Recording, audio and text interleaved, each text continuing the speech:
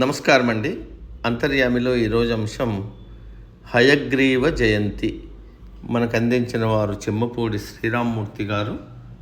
వివరిస్తున్నది మీ విజయభాస్కర్. శ్రావణ పౌర్ణమి అనేక విధాలైన పండుగల పర్వదినం. వీటిలో హయగ్రీవ జయంతి అత్యంత ప్రాధాన్యం సంతరించుకుంది. శ్రీమన్నారాయణుడు దశావతారాలే కాకుండా మరెన్నో అవతారాలు ఎత్తాడు. వాటిలో హయగ్రీవ అవతారం కూడా ఒకటి. సాక్షాత్తు శ్రీమన్నారాయణుడి గురుస్వరూపమే హయగ్రీవుడు.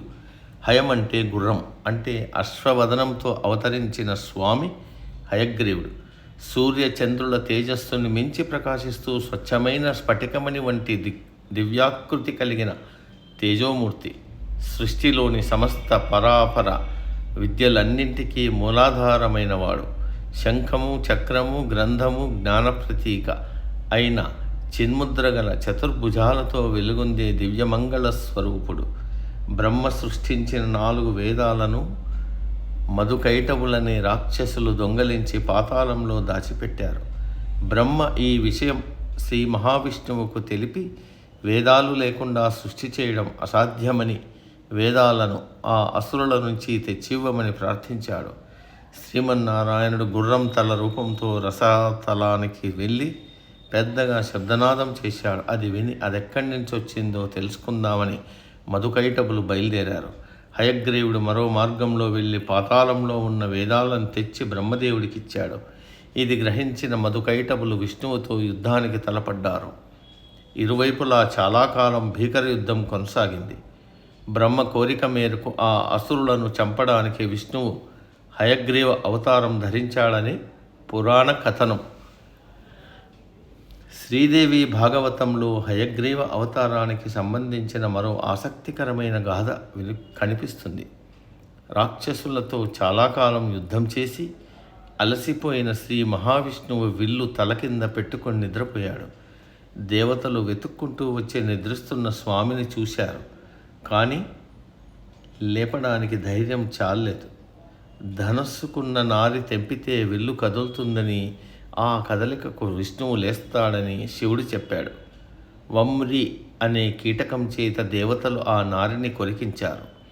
నారిని కొరకడంతో ఒక్కసారిగా వింటి కొన విష్ణువు తలలోంచి దూసుకుంటూ పోవడంతో తల తెగిపోయింది. భీతిల్లిన దేవతలు ఏమీ తోచక దేవి కోసం తపస్సు చేశారు. దేవి ప్రత్యక్షమై అశ్వం శిరస్సు తెచ్చి అతికించమని చెప్పింది. దేవతలు ఆమె సలహా పాటించారు. శ్రీ మహావిష్ణువు హయగ్రీవుడయ్యాడు. అంతకు మునిపే హయగ్రీవుడనే రాక్షసుడు తపస్సు చేసి దేవిని ప్రసన్నం చేసుకుని ఒక వరం కోరాడు. అశ్వవదనం గలవాడు తప్ప మరెవరి వల్లనూ తనకు మరణం సంభవించకూడదన్నది ఆ వరం. వరగర్వంతో ఆ దైత్యుడు దేవతలను హింసించసాగాడు. ఆ కారణంగా రాక్షసుడైన హయగ్రీవ అవతారంతో శ్రీమన్నారాయణమూర్తి సంహరించాడు. హయగ్రీవ జయంతి శిష్ట జనుల విశిష్టాచారంగా మారింది. హయగ్రీవోపాసన మన బుద్ధికి వికాసం కలిగిస్తుంది. వాక్శక్తిని, విద్యాశక్తిని, జ్ఞానశక్తిని వృద్ధి చేస్తుంది. హయగ్రీవుడి హయహేష చైతన్యం కలిగిస్తుందంటారు. హయగ్రీవోపనిషత్తు హయగ్రీవుడి మహిమను విస్తారంగా అభివర్ణించింది. సూర్యాదులు సైతం ఈ స్వామిని ఉపాసించారట. మహాభారతంలో గాలవుడనే మహర్షి హయగ్రీవోపాసనతో గొప్ప వేదవేత్త అయ్యాడన్న ప్రస్తావన ఉంది. ఈ పర్వదినాన హయగ్రీవ నామస్మరణ చేసి జీవన సార్థక్యం పొందుదాం. ధన్య చరితలం అవుదాం. సమాప్తం. సర్వే జన సుఖినో భవంతు. అందరూ బాగుండాలి, అందులో మనం ఉండాలి.